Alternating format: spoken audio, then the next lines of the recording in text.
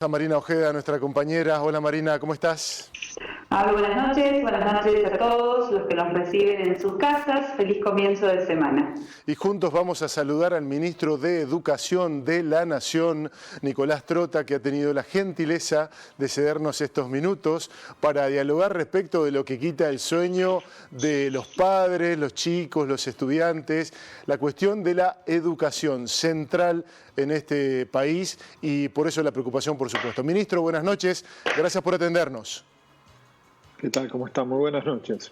Bien, un placer. Bueno, ministro, le vamos a hacer la pregunta que más ha respondido en estos días. ¿Sigue puesto el futuro, la posibilidad del regreso a clases en el mes de agosto? ¿Siguen pensando en eso? ¿Ese es el horizonte?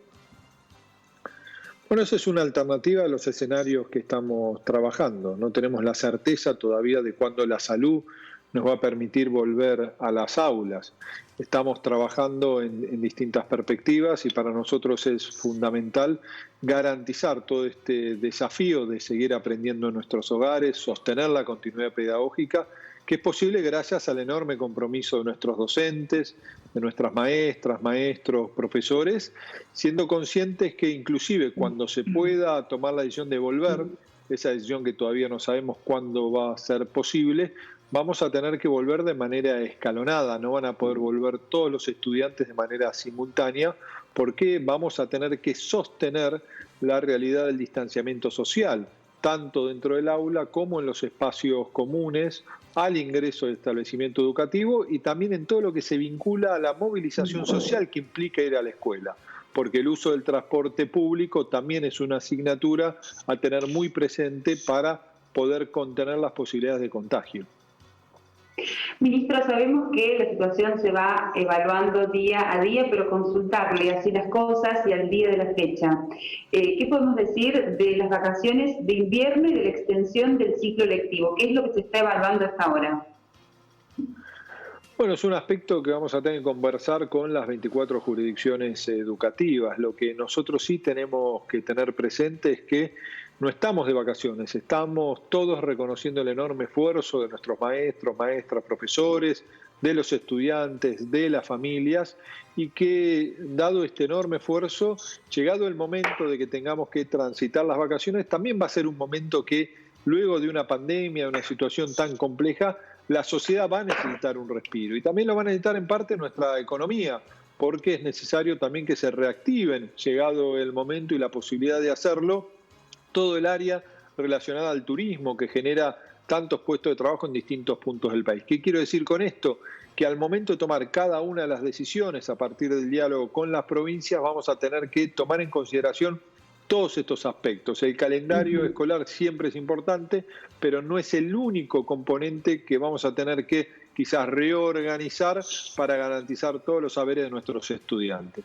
Ministro, el debate en las últimas horas está cifrado, entre otras cuestiones, sobre la base de examen.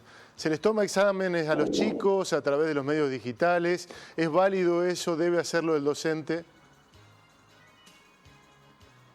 Bueno, nosotros creemos que evaluar es un componente intrínseco, natural de todo proceso de enseñanza-aprendizaje y siempre hay que sostenerlo. Un docente evalúa en este vínculo con su estudiante cientos de veces en el día, cuando devuelve un trabajo, cuando recibe los comentarios, cuando da un consejo.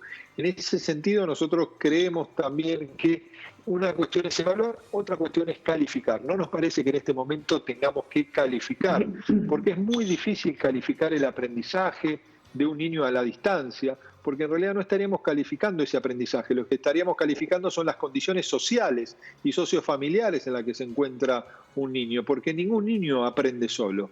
Cuando vamos a la escuela, el docente crea conocimiento de manera colectiva con sus estudiantes, pero también tiene un abordaje particular específico según la trayectoria y la realidad de cada niño o de cada niña. En el hogar eso es imposible de darle una continuidad a la distancia. En la escuela se pueden abordar las profundas desigualdades, en nuestros hogares se profundizan esas desigualdades cuando tratamos de enseñar a la distancia y aprender a la distancia. Por eso decimos, hay que evaluar, pero no es tiempo de calificar. ¿Qué pasa con el nivel universitario, ¿tiene cierta autonomía para definir, tiene que ir necesariamente pegado, ligado a los dictámenes del Ministerio de Educación? Los chicos de la universidad están con muchas dudas también. Bueno, en este momento, a partir del decreto de necesidad de urgencia vigente, no se puede retornar a las clases en ningún nivel, en ninguna modalidad ni en ninguna parte del territorio argentino. Nosotros creemos que tenemos que ser conscientes que hay que ser muy cuidadosos, que hoy la realidad sanitaria y epidemiológica no nos permite el regreso a las aulas, que tenemos que analizar cómo evolucionan las próximas semanas para tener mayor certeza. Y también es necesario remarcar que el nivel universitario es el que más preparado está por nivel de uso de tecnología, inclusive porque es un nivel no obligatorio donde transitan los adultos, que es muy distinto a la realidad de profundización de la desigualdad que uno puede observar en la educación obligatoria, inicial, primario y secundario. Me parece que el nivel universitario es el que más está en condiciones de poder postergar el regreso físico a las aulas, profundizando todo este camino que están desarrollando nuestras distintas universidades. Ministro, me imagino que tantas ideas, tantos proyectos están en su despacho, sobre su escritorio. ¿Existe entre ellas la posibilidad de que el regreso a clases no sea un hecho más o menos masivo, sino dividido por cursos? Digo, es mucho más preocupante, se me ocurre el último año, por ejemplo, de los primarios, o más aún del secundario en la previa de la universidad, que otros años. ¿Existe esa posibilidad de que sea segmentado ese regreso? Nosotros creemos y observamos lo que son las experiencias de los países europeos que están volviendo en estas horas progresivamente y de manera escalonada a las aulas. Ese va a ser el camino. No vamos a poder volver todos de manera simultánea, vamos a tener que lograr dividir el trabajo en las aulas, vamos a convivir con un sistema dual, yendo a la escuela unos días, quedándonos en casa otros días, hasta que exista la vacuna.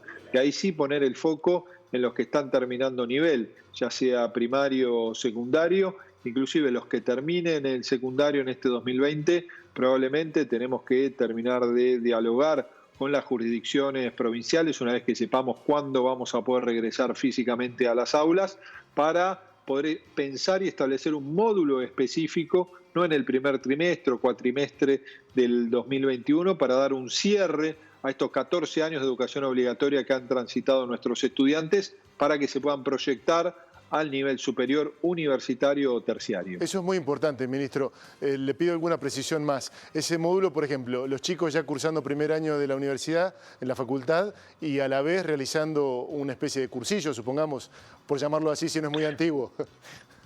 No, la idea es que puedan cursar febrero, marzo y abril y que excepcionalmente en el 2021 se postergue algunas semanas el inicio de los primeros años de las universidades y los terciarios. Generalmente el nivel superior comienza a principios de abril, mediados de abril. Bueno, lo puede postergar excepcionalmente a la primera o segunda semana de mayo y a partir de allí generar este cierre, ¿no? Tenemos que poner en valor todos estos meses que se van a trabajar fuera del aula con mucho esfuerzo de esta educación a la distancia, con mucho compromiso de los maestros, el tiempo que podamos cursar físicamente en esta modalidad dual, donde no todos van a poder ir al mismo tiempo a la escuela, y un módulo específico también para los estudiantes que están terminando el secundario, esto ya en el primer trimestre o cuatrimestre del 2021. Doctora, quería consultarle si tienen previsto también hacer algún tipo de diferenciación geográfica, atendiendo a que es muy diferente la realidad de AMBA respecto de otras localidades del interior que por ahí no tienen casos y están en otras condiciones o van a estar en otras condiciones para volver a las aulas. Bueno, nosotros creemos que dado que esto es una pandemia que golpea a todo el país y por supuesto que nuestro país está intercomunicado, la decisión debe ser federal. Lo que no quiere decir que termine definiéndose que en una jurisdicción se pueda comenzar con antelación en otra. Igual esa mirada todavía está muy lejos de ocurrir. Tenemos que ver inclusive cómo este esquema de apertura de nuestra economía. Hoy observaba que en Río Cuarto empezaron con muchas medidas de seguridad a abrirse los comercios. Tenemos que ver qué impacto epidemiológico eso genera, ver si se pueden sostener estas medidas a lo largo de las próximas semanas, de ser posible seguir abriendo otros sectores de la economía, pero siendo conscientes que, como dicen los especialistas, estamos llegando recién a la mitad del camino de lo que es la pandemia. Tenemos que ver cómo se comporta en Argentina y también en los países del hemisferio norte, que están más adelantados en cuanto al impacto que nosotros. No hay una hoja de ruta clara todavía, ¿no? El presidente suele compartir la reflexión de Pedro Kahn, ¿no? El especialista que muchas veces dice: estamos escribiendo la obra arriba del escenario, ¿no? Tenemos que ver cómo se va comportando cada uno de los resultados, de los informes que van presentando los especialistas, siempre con la priorización del cuidado de la salud. Ministro, le quiero hacer una pregunta por la parte estructural de los colegios, la edilicia. Si partimos de la base que ya se va a propender a que no haya tantos alumnos en cada aula, en cada curso, que quizás se dividan más los cursos. No sé cómo se habrá trabajado o no en el general en los edificios escolares del país. ¿Cómo se plantea hacia el futuro? ¿Habrá reformas, remodelaciones? ¿Les inquieta esto? No, remodelaciones hay y hay que profundizarla, vinculado a cuestiones básicas de higiene, ¿no? De acceso al agua. Digo, hay muchos establecimientos educativos que no están en las condiciones necesarias para garantizar un regreso a nuestras aulas y a una vida que va a implicar también este distanciamiento social y medidas preventivas que se relacionan tanto en el caso del COVID-19 a la higiene constante de nuestras manos y mucho más en el ámbito educativo, en la educación inicial y primaria. Pensar que podemos avanzar en duplicar la infraestructura para el distanciamiento social es imposible. En Argentina, inclusive lo he conversado con países, con ministros de educación de países que presentan un desarrollo humano superior al nuestro, y ellos también descartan cualquier posibilidad de duplicar la infraestructura escolar a partir de la pandemia. Lo que sí tenemos que ser conscientes es que tenemos que generar los protocolos que permitan el regreso progresivo cuando la salud lo permita y que se cumplan cada una de las medidas según las características edilicias de cada escuela. Ministro, le queremos agradecer su tiempo. Ha sido muy importante escuchar en su propia voz y en sus palabras la situación de la educación, lo que están planificando. De hecho, ha tenido un impacto importante en los padres y en los docentes. Así que la amabilidad se corresponde con esta gratificación y este saludo que le enviamos desde aquí. Bueno, muchas gracias a ustedes. Agradecer también el compromiso de las familias, de los maestros, maestras, de todos nuestros niños, niñas, adolescentes, que en este marco de angustia en el que estamos todos, siguen aprendiendo en el hogar, y decirle a todas las familias que este no es un año perdido, es un año atípico, extraordinario, que esperemos que nunca más se repita, pero que tenemos que transitar todos juntos caminos que nos permitan maximizar la posibilidad de seguir aprendiendo en casa. Muchas gracias. Nuevamente gracias y buenas noches. Buenas noches.